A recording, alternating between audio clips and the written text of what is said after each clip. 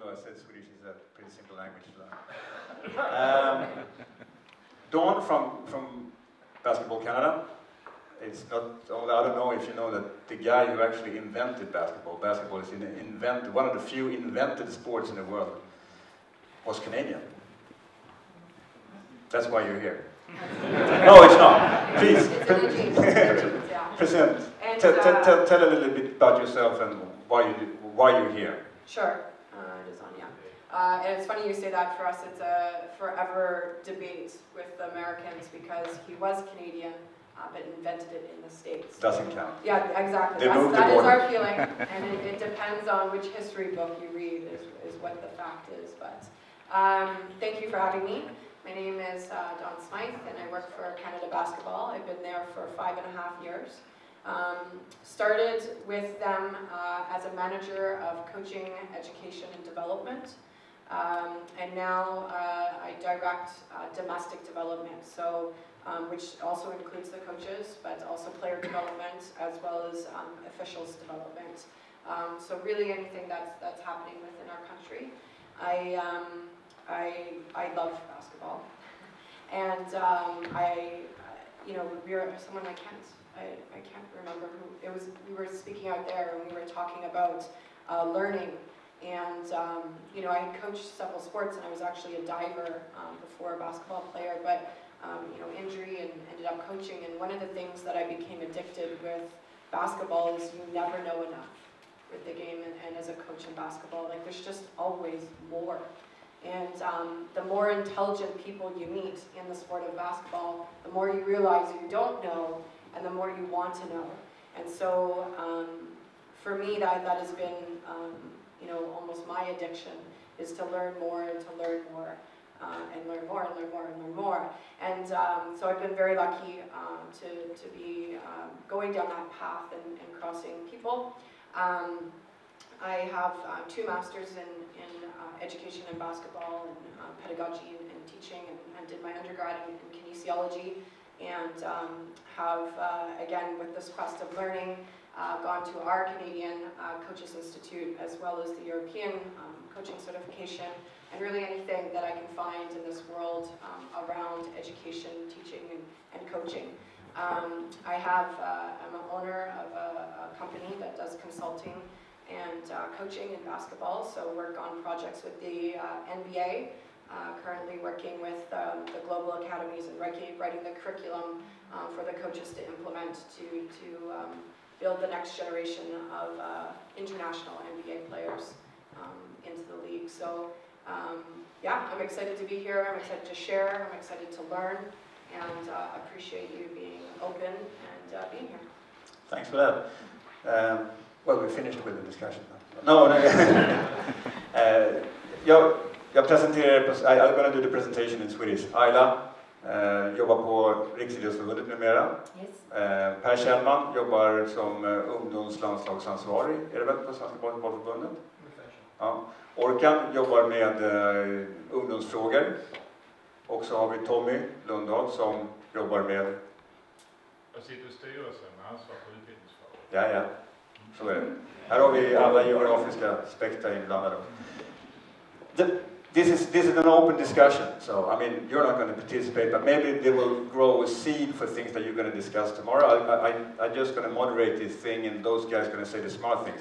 I'm going to start off with one question, and anyone is free to answer. Basically, it's there was a shoe company a couple of years ago had a slogan that said "Just do it." And sometimes I wonder, I don't know if you have an answer. Is it too much science? Are there too many reports? Or there's too much information on how to do sports? Or is it as simple as just do it?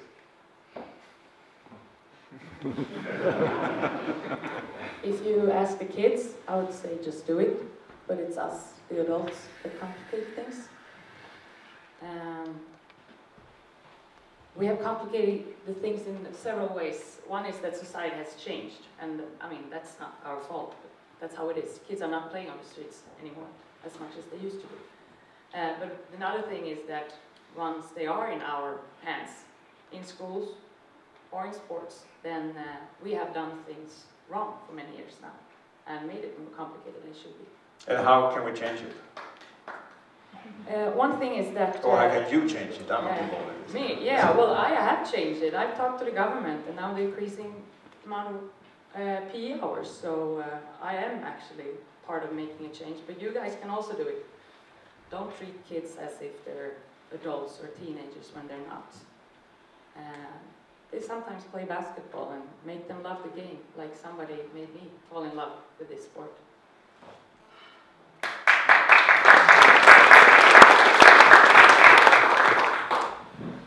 Please, go ahead. I mean, if there's something you want to add to the if you've seen any similarities between Canadians, or the parents too much involved in the kids' business, or try to make it their business, basically. Yeah, for sure I want to build on that, most definitely. But to go back to the initial question, just do it. I think the problem when we just go ahead and do it, we just start thinking about how to do it, you know, what we're doing. And we get into this space of just becoming mechanical. And what the research can allow is the why. And before you figure out how and what you're doing, it is extremely important to think about why you're doing it.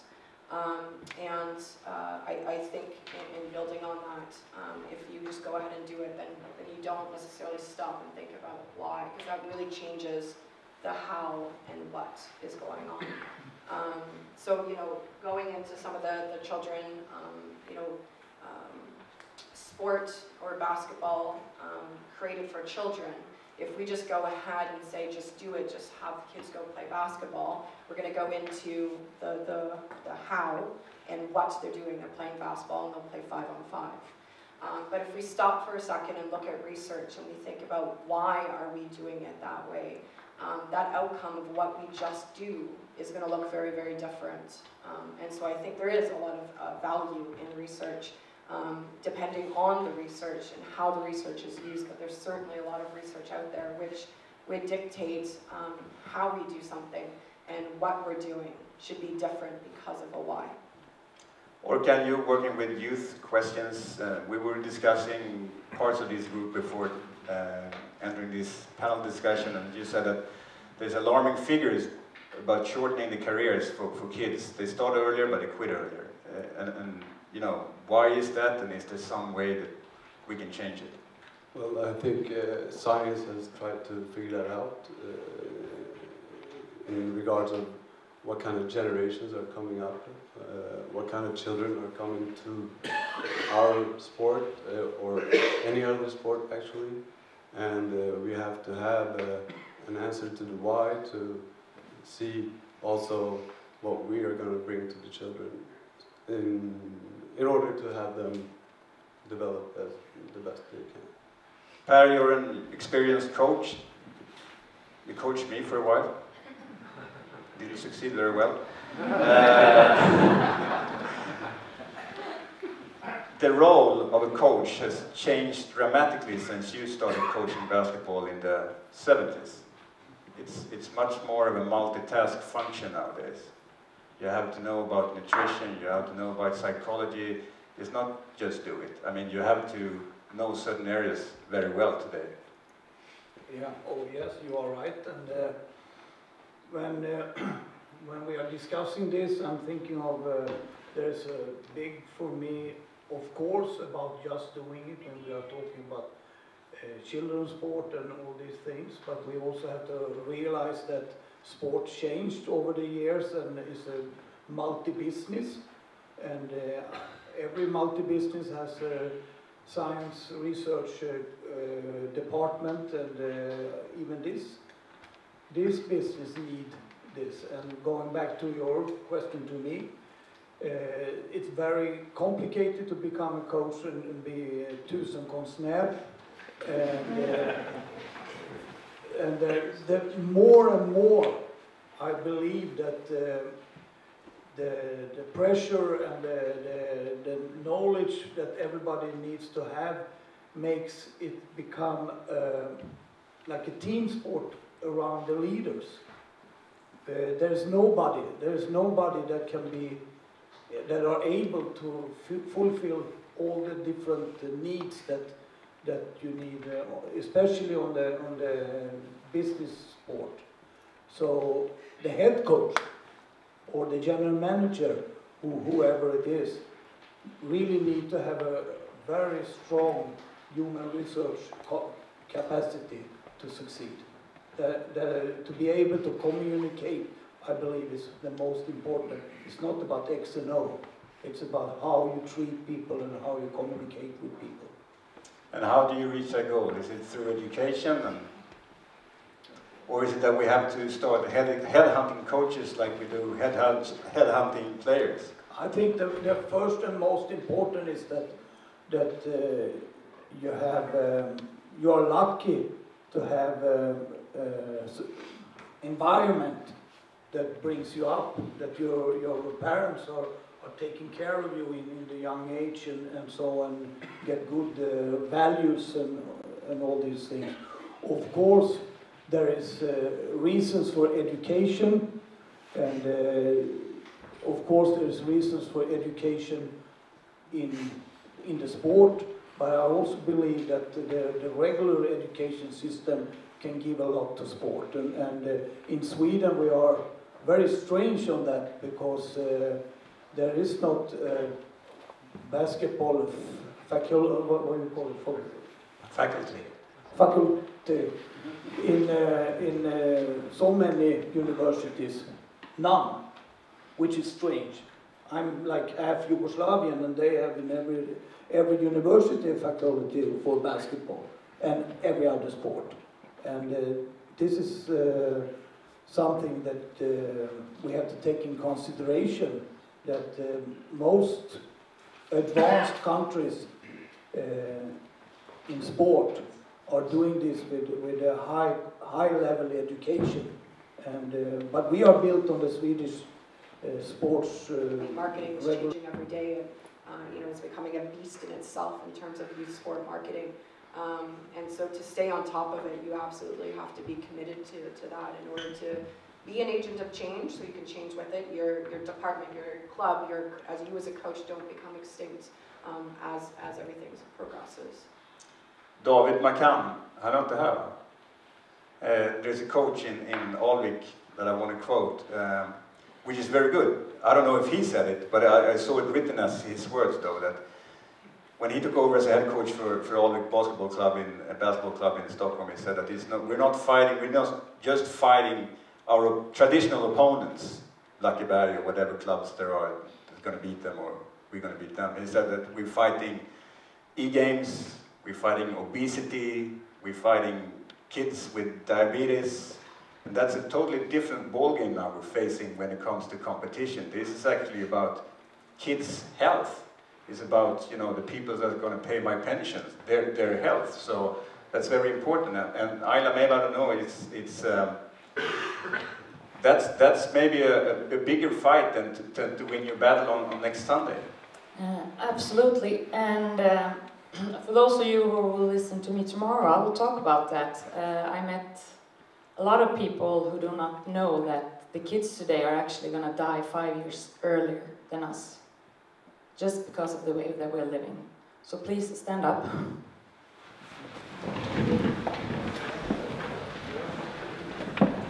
And people used to sigh and say, oh, this is typical Aila, blah, blah, blah. But then, when I show them a movie that makes them cry, then they realize that, okay, standing up once in a while is not that bad, because sitting is the new smoking. It doesn't matter if you practice 5 times a day. If you're sitting or laying down playing e-sports, then you are dying faster. You can sit down.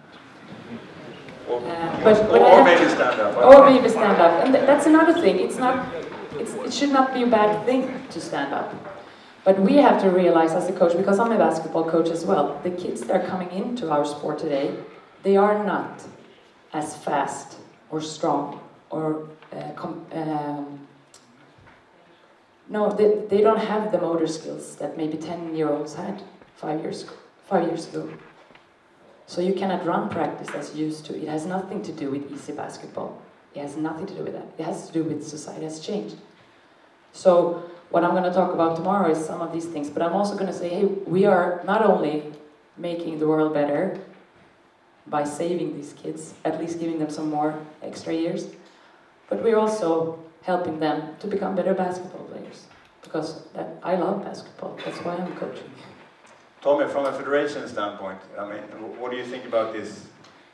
This is not a qualification to a World Cup. This is more important than that, actually. Yes, it is. But I think that you started out with just do it.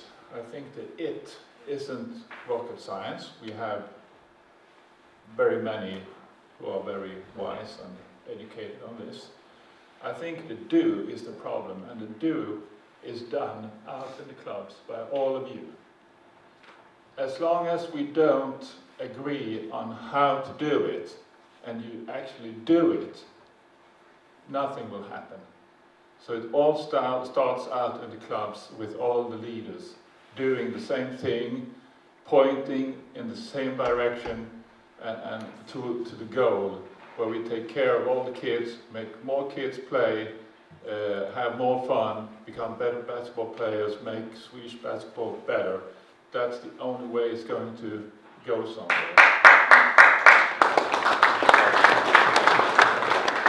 And how is the million-dollar question?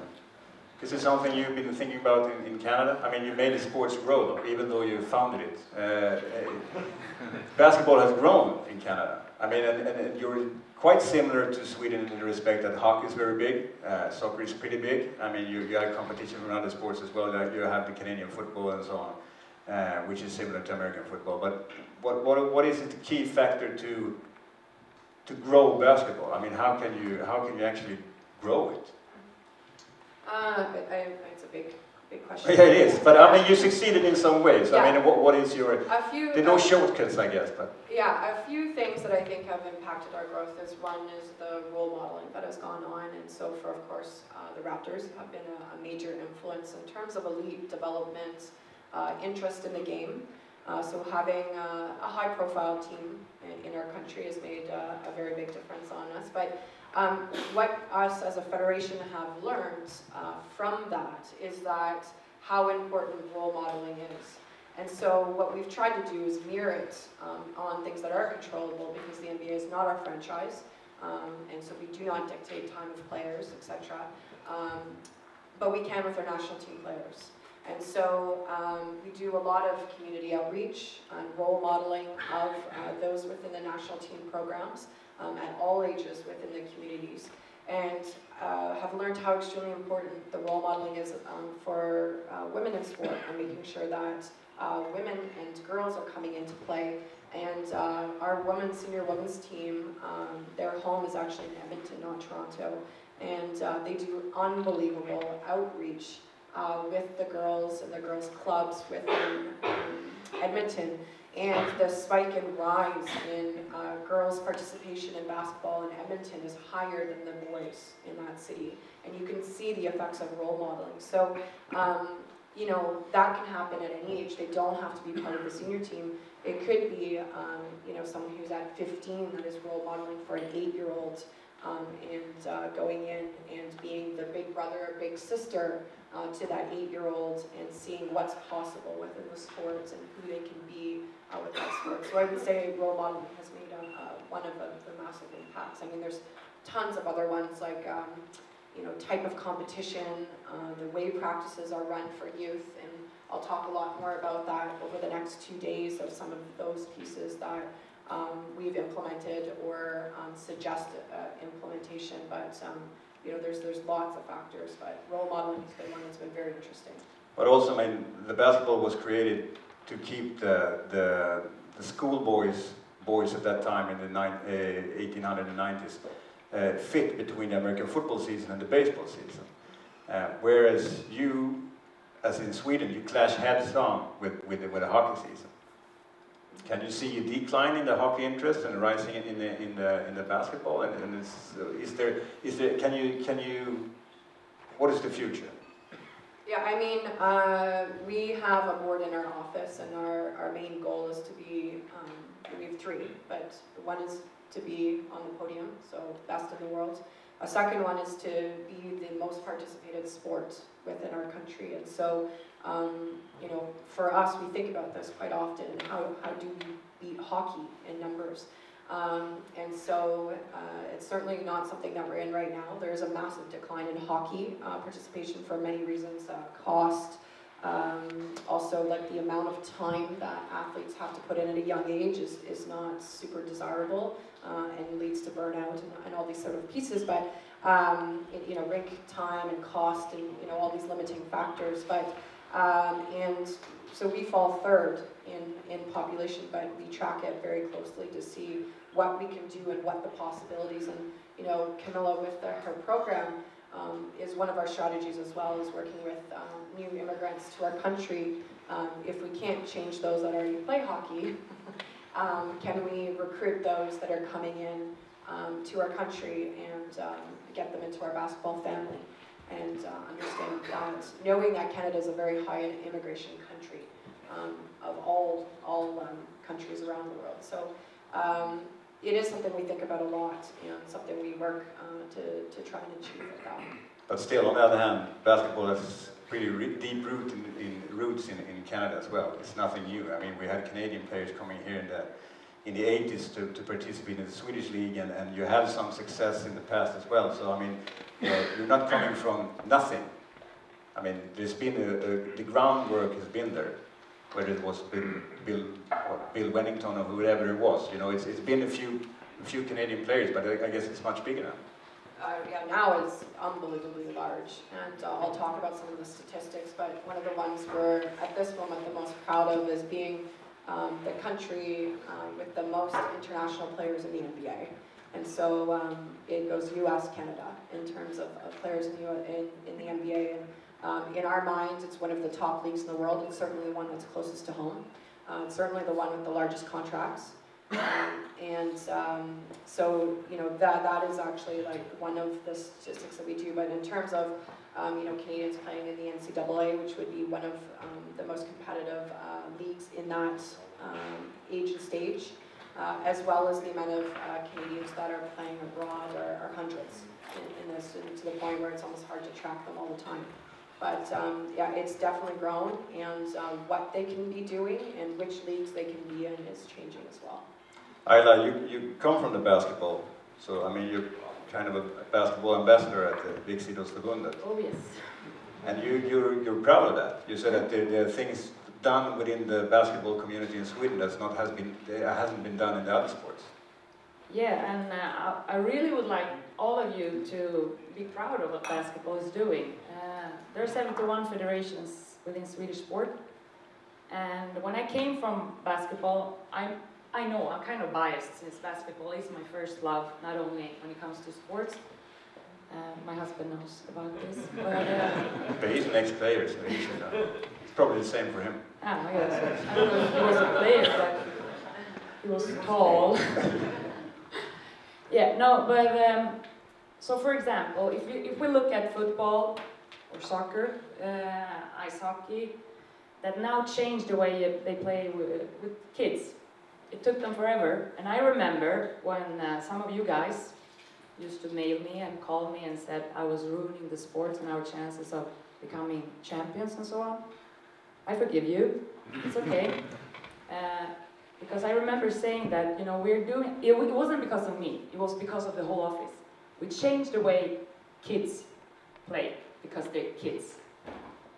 We told coaches, you need to be educated in order to coach the kids right. So the education program and the mandatory coaching, the steps that we have, that was another thing. And the third part was spelarutvecklingsplanen, a player development plan. And those three went together. So now when we look at the numbers and say, hey, Aila, you were right, easy basketball made us bigger. We cannot say that. That's not a fact, because we changed three things at the same time. Then we have other things, like being open to people from other countries, like myself, for example. Having girls, having people from both rich neighborhoods and not as rich neighborhoods. I mean, we're unique in that sense. But, and I'm saying but, because it is kind of changing, We see that prices are going up, also in basketball. There's a huge difference. And this is a kick to the Basketball Federation. For example, the regional programs that you have.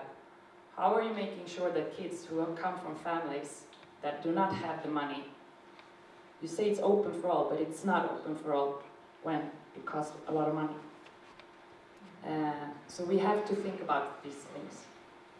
You cannot just, I'm going to quote Carolyn Dweck talking about that you are developing when you step out of your safety zone. And basketball is right now in the safety zone, doing a good job because everybody else is behind, kind of. But it's time to step forward in some things. I'm not saying this to make you look bad. I'm just saying this to make us even better. You want to say something? I mean, it's free. You're sitting there with the microphones. You're supposed to be talked to. Well,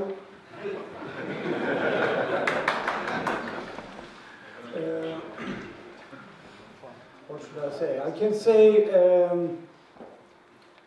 little bit like my responsibility for develop players through the national team program. It's pretty tough, of course, because basketball is a big sport all over the world, and especially in Europe.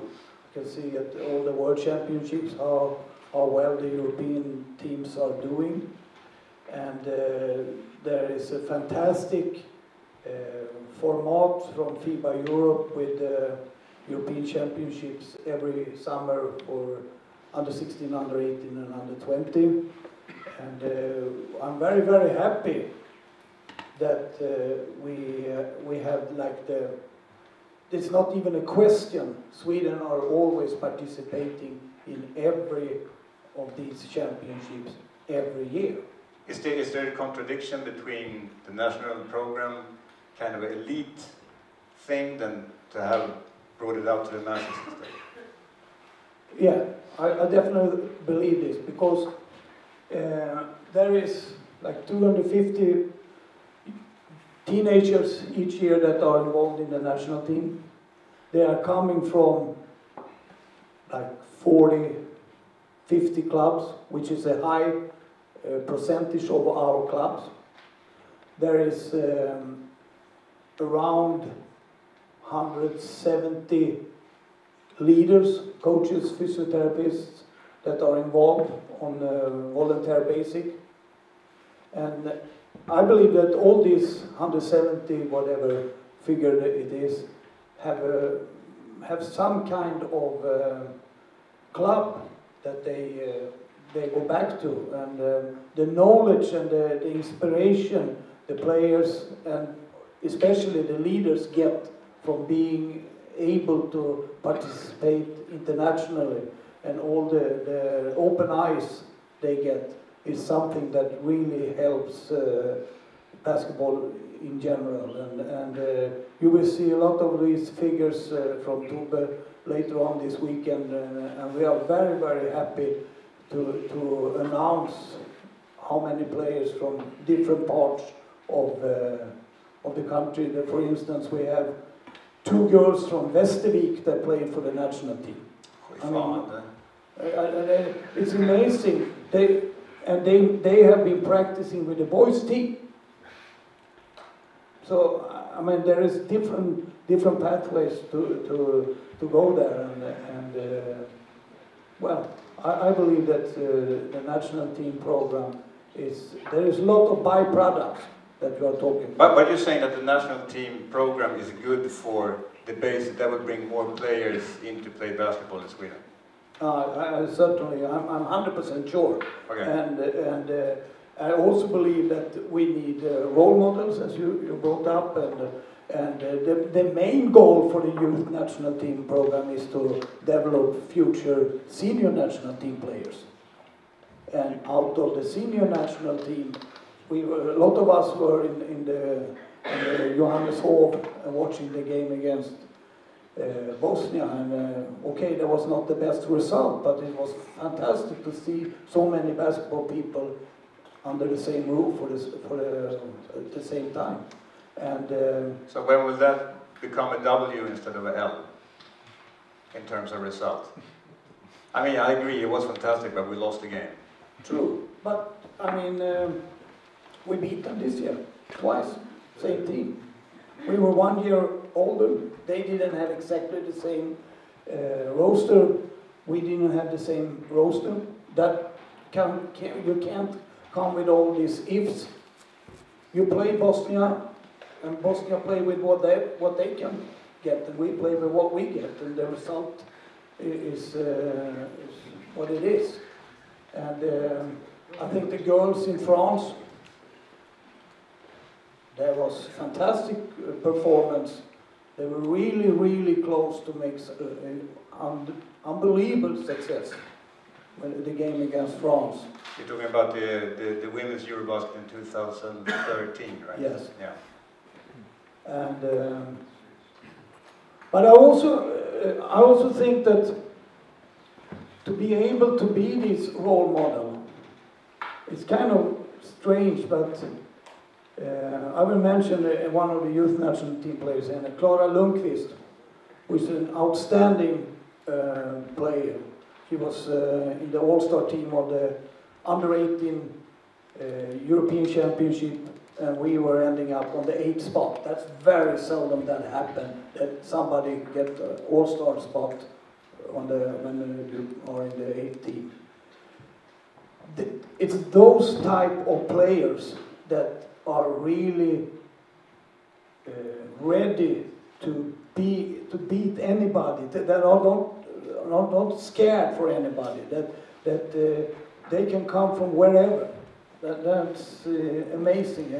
A win for our men under 16 team against Russia. The Russian team was looking like they were bigger than all the men's team. Yeah, well, let's stop there. I mean, because Russia, they got dropped out from the Division A, right? Let's stop with Klara Lundqvist.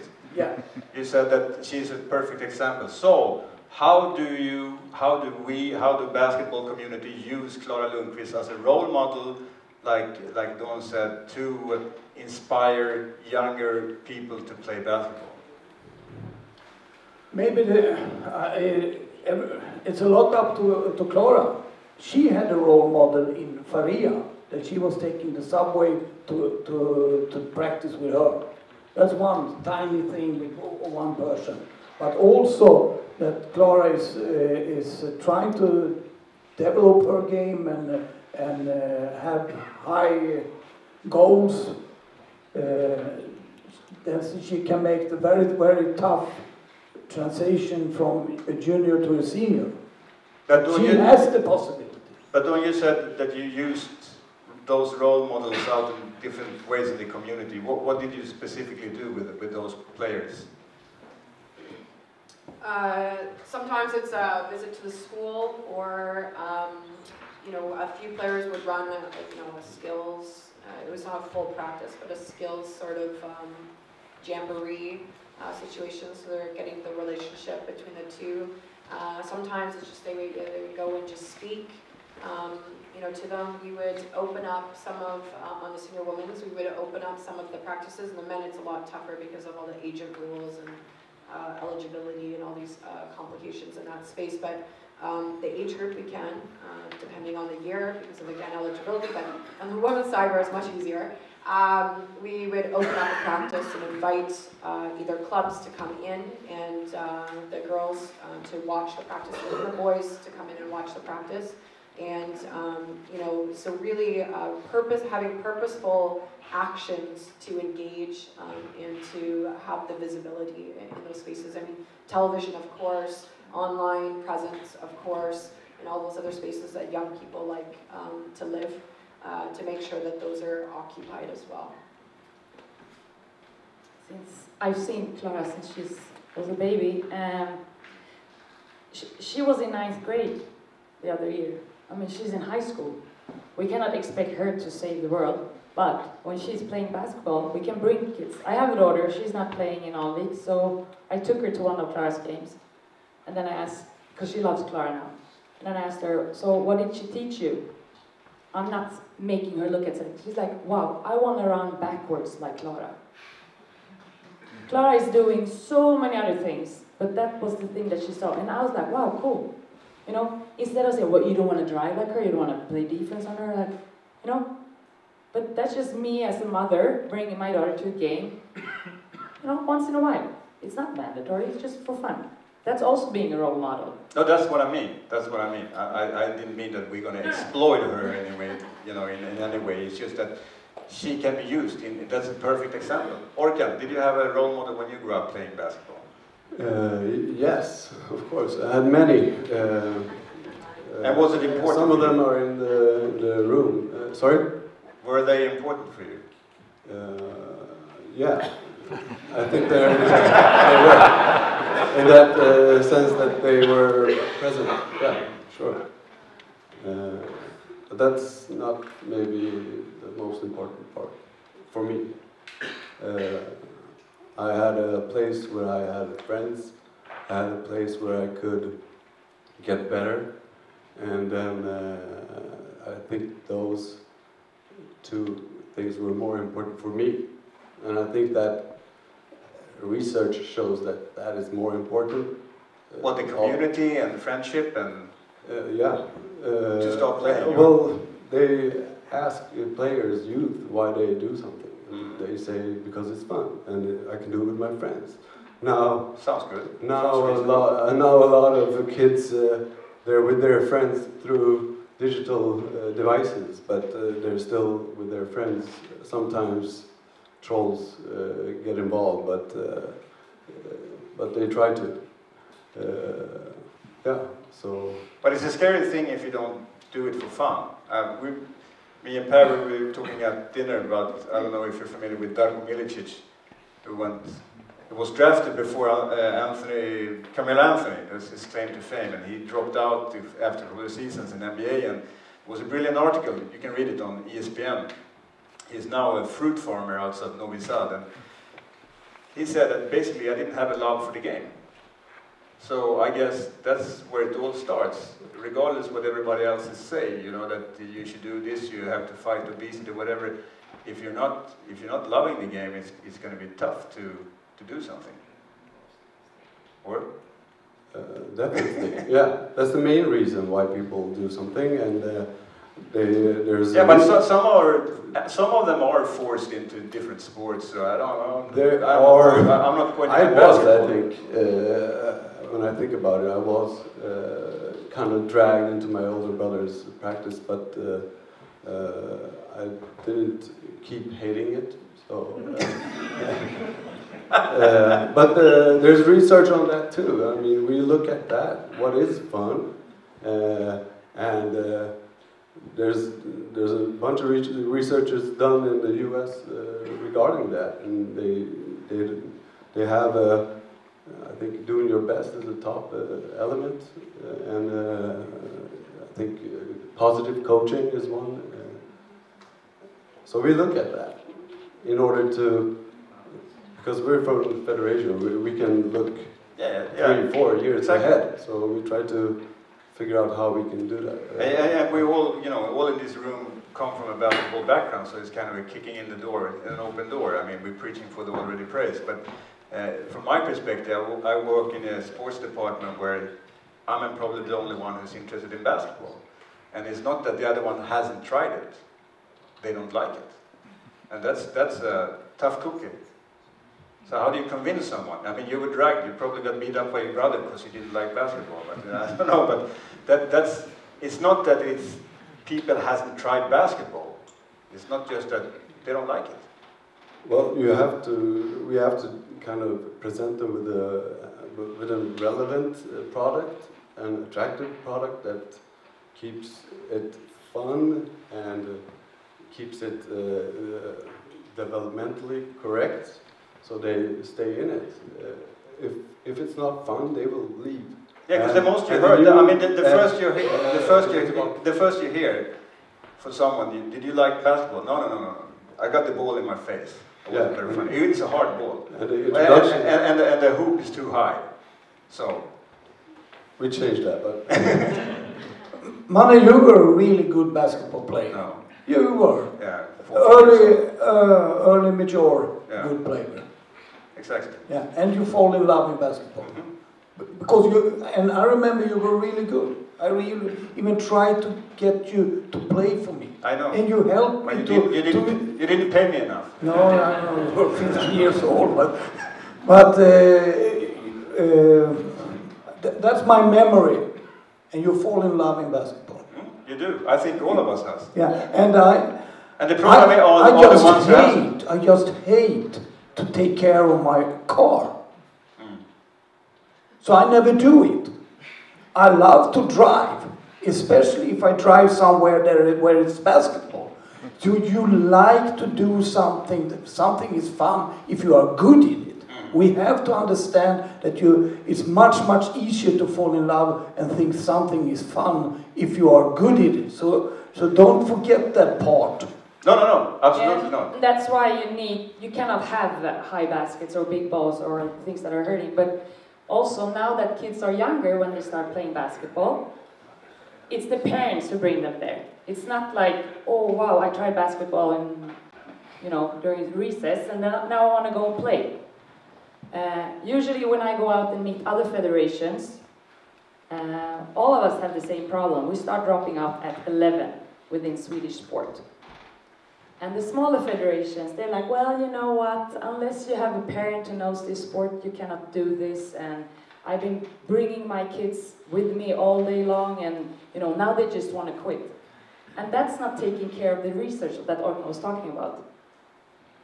The research says that, you know what, when the kids get older, they need to cut, the cord with the parents. And if the only cord that is bringing, making them stick together is basketball, then I'm sorry, basketball is going to be the thing they cut. They cannot cut going to school, taking care of laundry or whatever things you do in a family. So we have to be aware of this. So one thing would be, I don't know, I already learned this before I became a parent, so when kids come when they want. Maybe it's too late for some of you guys, for some of you it's not. And I even remember my son coming saying, I want to start playing. I don't, because I didn't want him to get the ball in the head, sensitive guy. I didn't want him to miss too many baskets. He's too young. I knew that. But it's true. But we still do it. And we hope that our kid is going to be that 1% that might make it. That's weird. Tommy? If we're talking about getting kids to play basketball, I don't think that's very hard or complicated. If we have leaders who act in a way that's good for the children and make basketball a fun experience. If all the leaders in the basketball clubs act that way, we will have more kids than we can handle. The problem is to get good leaders to act in the way they should do. So I worked as a coach for many years. I have never experienced any problem getting kids to play. I've seen it over and over again with my coach colleagues. Not a problem. That's not a problem. The problem is to get leaders do the right things and do things that keep the children in basketball. Not aiming for the next win all the time. Think long term, not the next win. Think how to keep them. That's not rocket science. I was thinking what you were saying. The coaches should know why are they coaching. Like really, why are you coaching? And maybe ask yourself that every time you go there. That's a good way to end this discussion, because it's too hot and it's too late. And thank you very much for, I hope this, was fruitful for some.